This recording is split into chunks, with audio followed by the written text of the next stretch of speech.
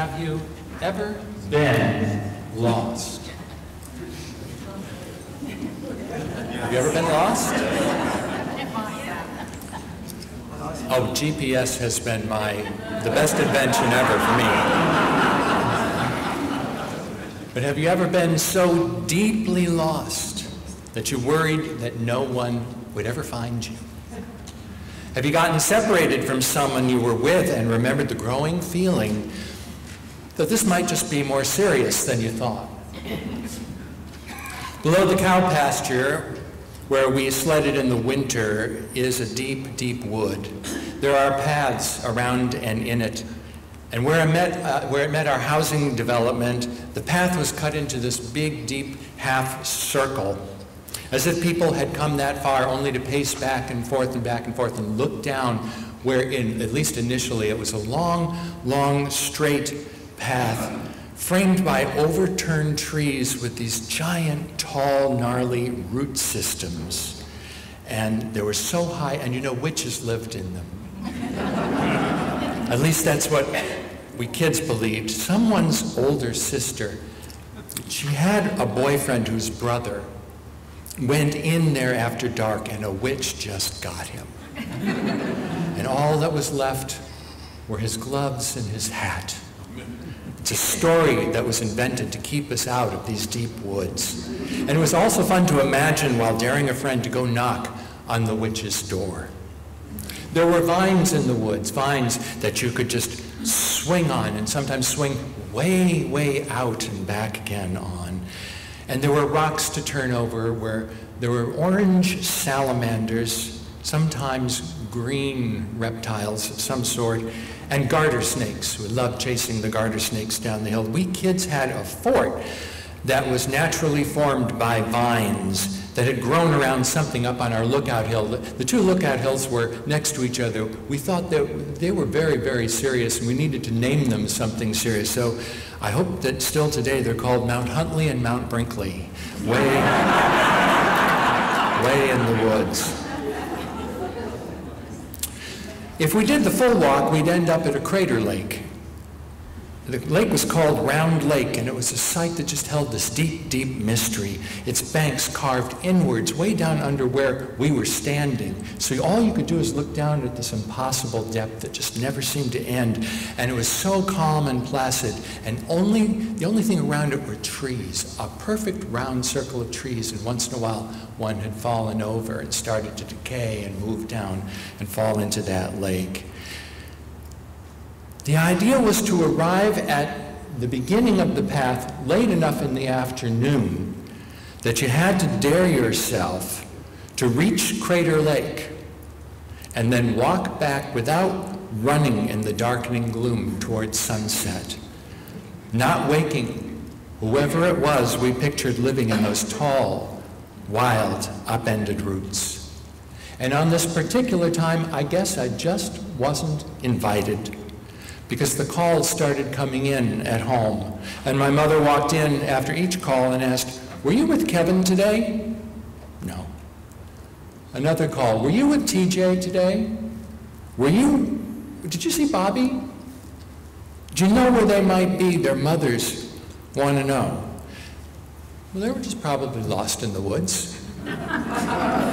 And I'm blank on how we got to the next action, but parents around the neighborhood carrying flashlights walked down to that big half circle that leads into the woods, and soon their lights would be bouncing off trees as they walked further in what must have been a really mysterious sight.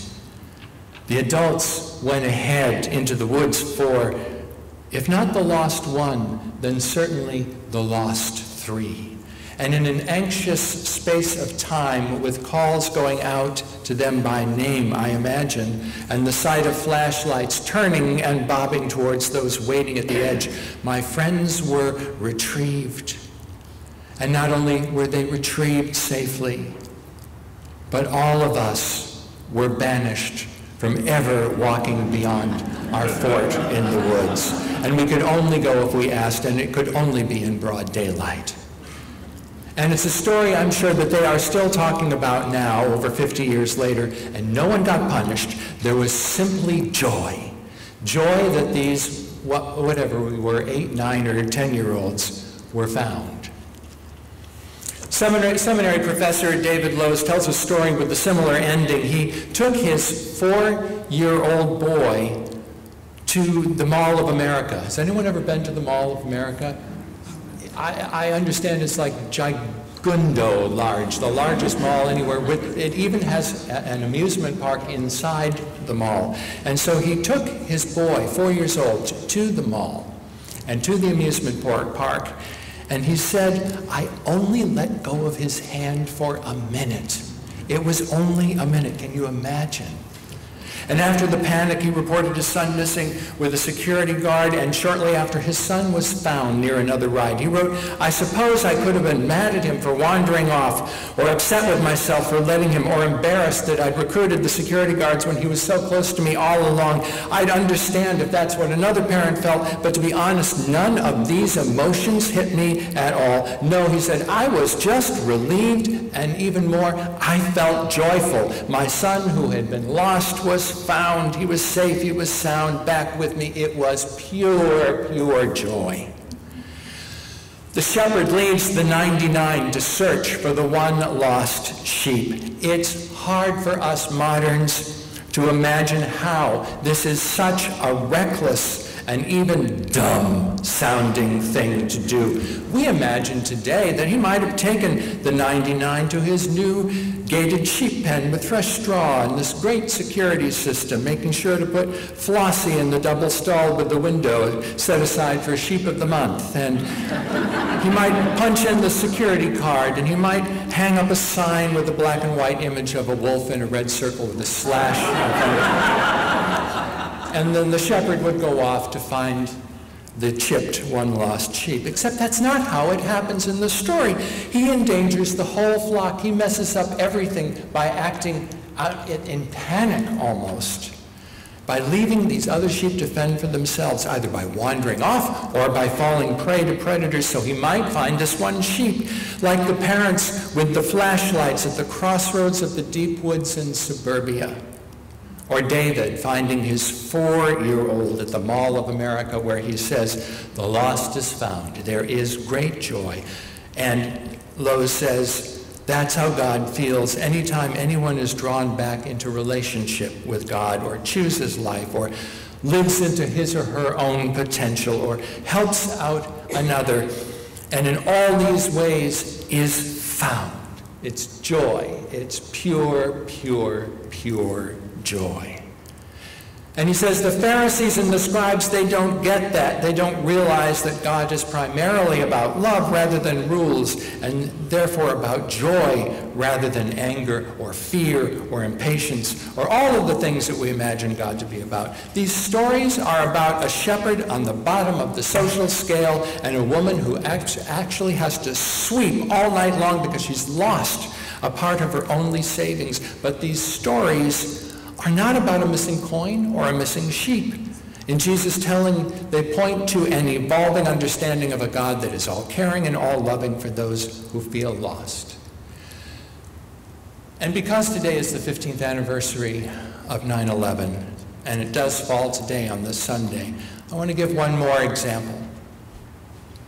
A bright young man, 24 years old, named Wells Crowther, worked on the 104th floor of the second tower. And when it was hit, he ran down to the point of impact on the 78th floor, where he found a bleeding woman, and he carried her down to where enough people were who could take her from him, and he went back up. He thought, well, if they can take her, then I can go back up and help some other folks I saw up there. So he ran back up to the 78th floor, and he discovered that other people were kind of bustling around and not really getting how to get a plan together to get down. So he started giving instructions and kind of training people on each floor how to get out, who was able, who could carry someone who wasn't. He did this over and over. He became known as the red bandana guy because he put this trademark bandana around his mouth as a filter, and people recall how this guy with the red bandana got him out of that tower. He continued going in and rescuing people from the tower until it collapsed on him, and his body was found intact 6 months later with other firemen. He was he was an easygoing guy, and yet in many ways he was just an ordinary person who happened to give his life so that one more, and then one more, and then one more person again could be found. And so now I go back to my opening question to you. Have you ever been lost? So deeply lost that you worried that no one would find you. It's certainly one thing to be physically lost and somewhere and you don't know your way back, especially as a child, but it's another one to feel lost in your own life. Have you ever felt lost in your own life?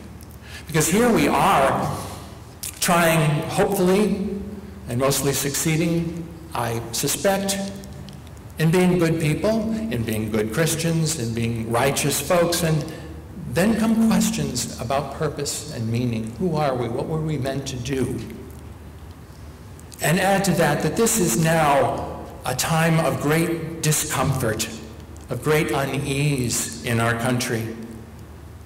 And it's a time we have to reconcile that November is just not going to fix. There are people all around us who are feeling lost and displaced.